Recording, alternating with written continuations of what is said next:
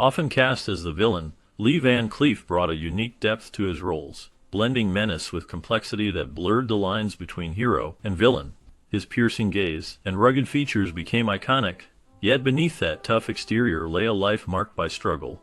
Early setbacks and near-fatal incidents shaped a man who understood pain and resilience intimately. His performances carried an undercurrent of moral ambiguity that challenged audiences to sympathize with characters they might otherwise despise. Despite his success on screen, Van Cleef faced personal hardships that remained hidden from the public eye, including heartbreaks that left lasting scars.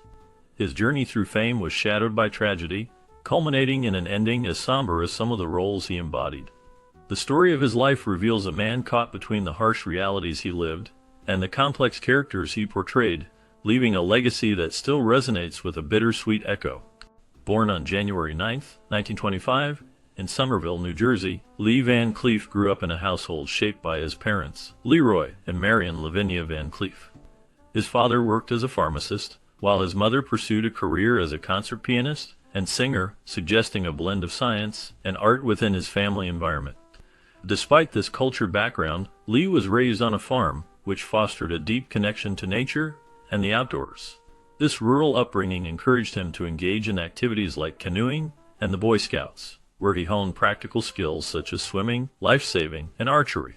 Interestingly, he chose to focus on these hands-on skills rather than pushing forward to achieve the rank of Eagle Scout, reflecting a preference for teamwork and practical experience over formal titles. These early experiences likely shaped his character, instilling values of cooperation, resilience, and a love for physical challenges that would influence his later life. Van Cleef grew up with a deep appreciation for the arts, a passion he inherited from his mother. From an early age, he showed a keen interest in music, learning to play the piano and trombone while also developing his singing abilities. His love for performance extended naturally to the theater, where he eagerly took part in school plays. Audiences were often drawn in by his commanding stage presence, which hinted at the talent he possessed. Despite this enthusiasm and clear aptitude, the harsh economic realities of the 1930s made it difficult for him to pursue these artistic interests beyond the confines of his hometown. The financial struggles of the time meant that his involvement in music and theater remained largely a personal hobby rather than a professional path. Still, these early experiences laid the groundwork for his later career, keeping his artistic spirit alive through challenging times. At the end of his junior year in 1942, Lee Van Cleef made the decision to enlist in the Army, inspired by his father's service during World War I. He took advantage of a special program that allowed him to graduate early, completing his studies at the age of 17. After enlisting, Van Cleef served in the Navy, where he was assigned to a submarine chaser and later to a minesweeper called the USS Incredible. During his time in the Navy, he took part in Operation Dragoon, a major Allied invasion in southern France. His duties also included patrolling various important waters such as the Caribbean Sea, the Mediterranean Sea, and the Black Sea. Van Cleef's role was that of a sonar man first class, a position that required skill in detecting underwater objects and enemy submarines. By the time he was discharged in 1946, he had earned several medals recognizing his service and dedication, including the Bronze Star, the Good Conduct Medal, and the World War II Victory Medal. His military career was marked by active participation in key naval operations and a commitment to his country during a critical period in history. After his military service, Lee Van Cleef returned home to his wife, Patty Ruth Cale, and embraced a quieter life. He found work at a hunting and fishing camp in Maine, where he could enjoy his love for the outdoors. Following that, he took a job on a farm, continuing his connection with nature and simple living. However, the financial demands of supporting his family soon made it clear that these jobs alone were not enough. To provide a more stable income, he accepted a position at a plant as a time study methods and motions analyst. This role was far from the freedom of the outdoors that he cherished, but Van Cleef understood it was a necessary sacrifice to ensure the well-being of his family. Balancing his passion for nature with the responsibilities of family life showed a different side of the man who would later become known for his tough on-screen persona. At the start of his acting journey, Lee Van Cleef found his path through a recommendation from a coworker who suggested he join the Music Hall Players in Clinton, New Jersey. This advice led him to his first role in the play Our Town, which marked his initial step into the world of acting.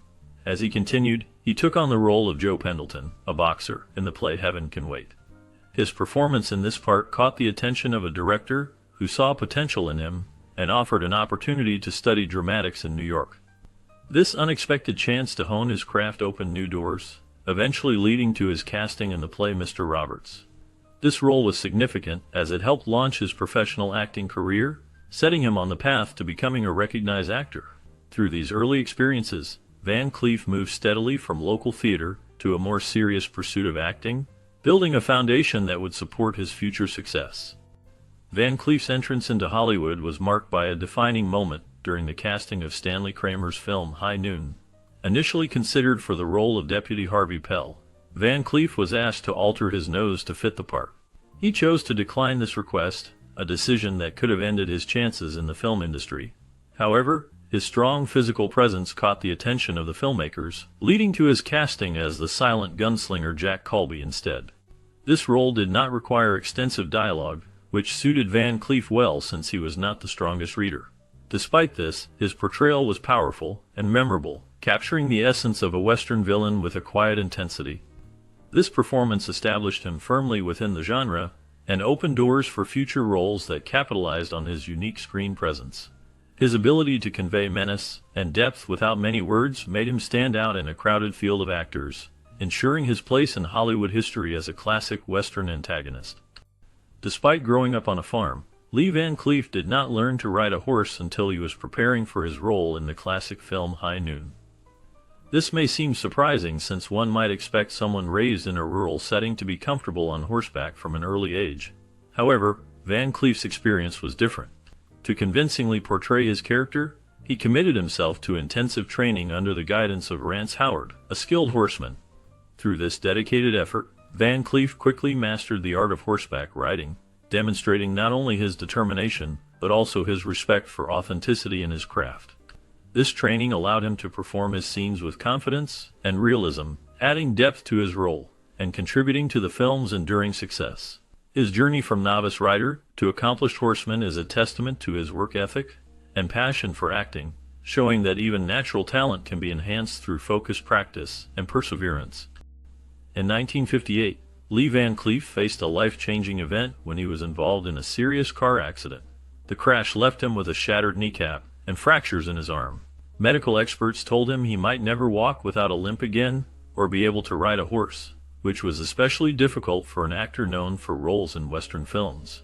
This injury not only caused physical pain but also brought emotional challenges.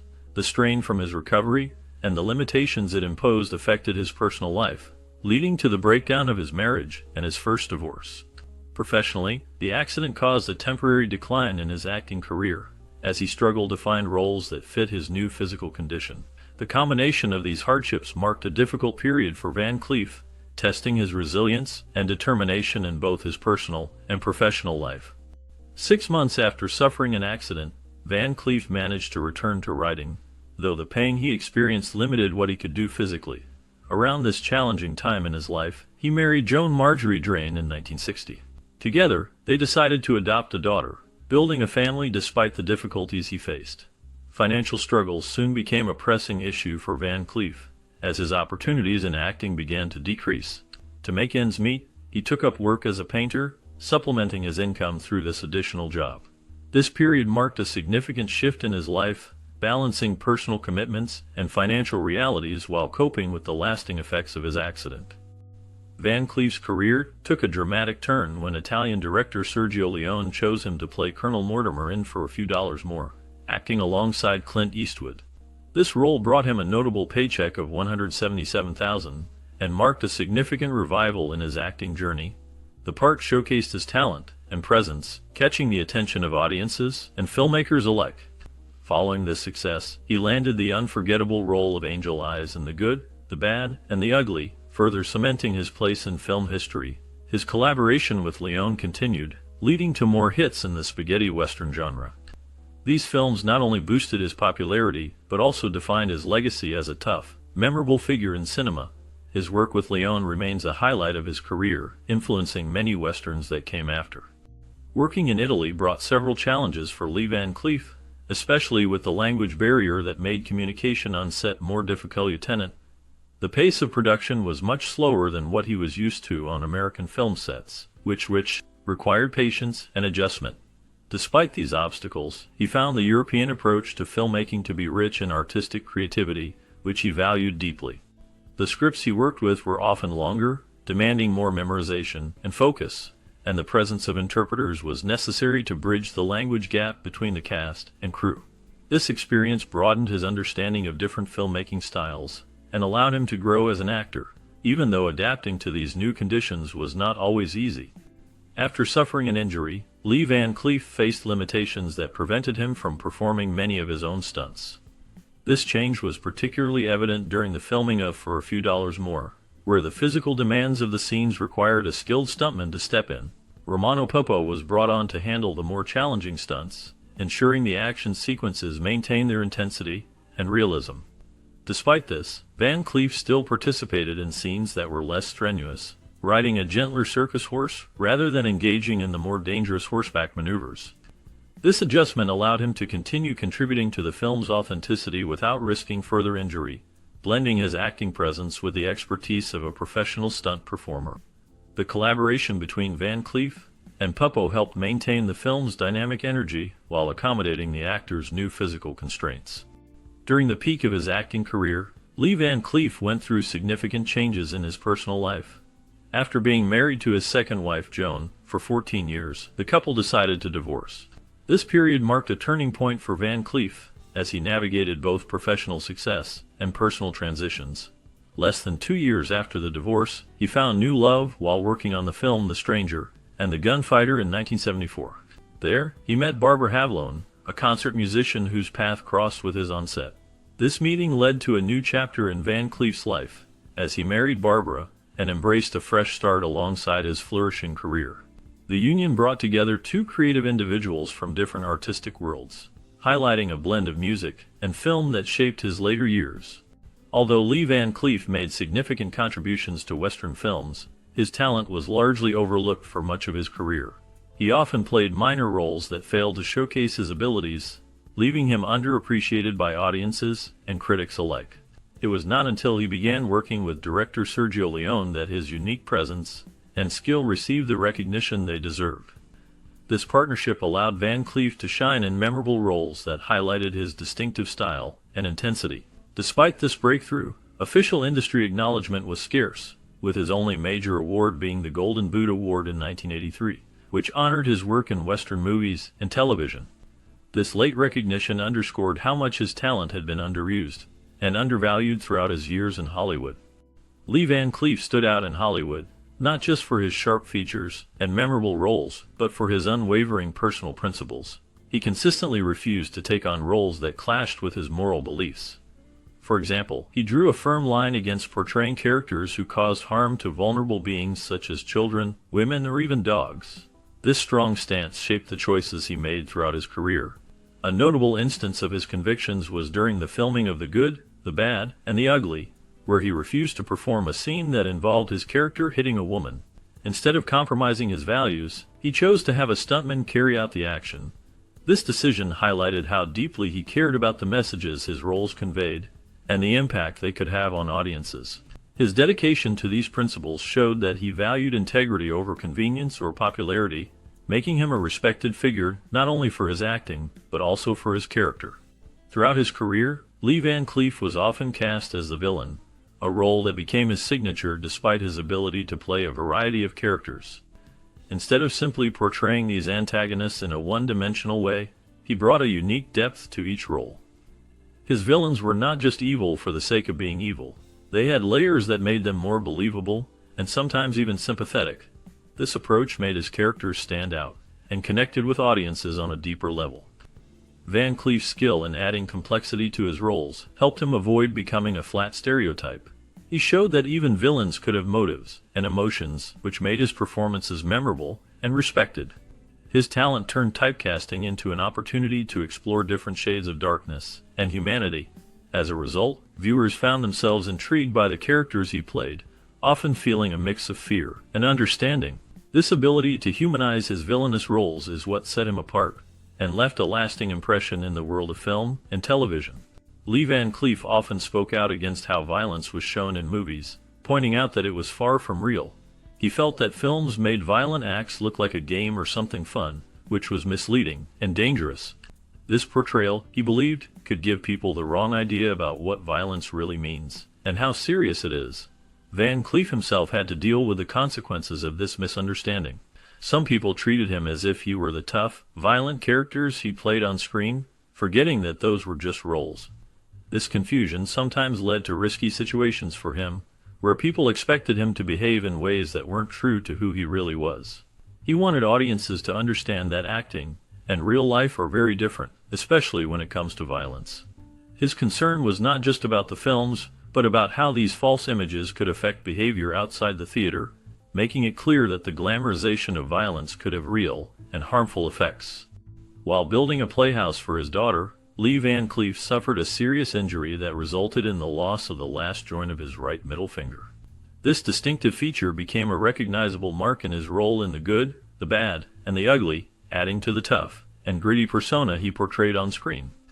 His unique look and intense performances helped shape the Western genre, making him one of the most memorable villains in film history.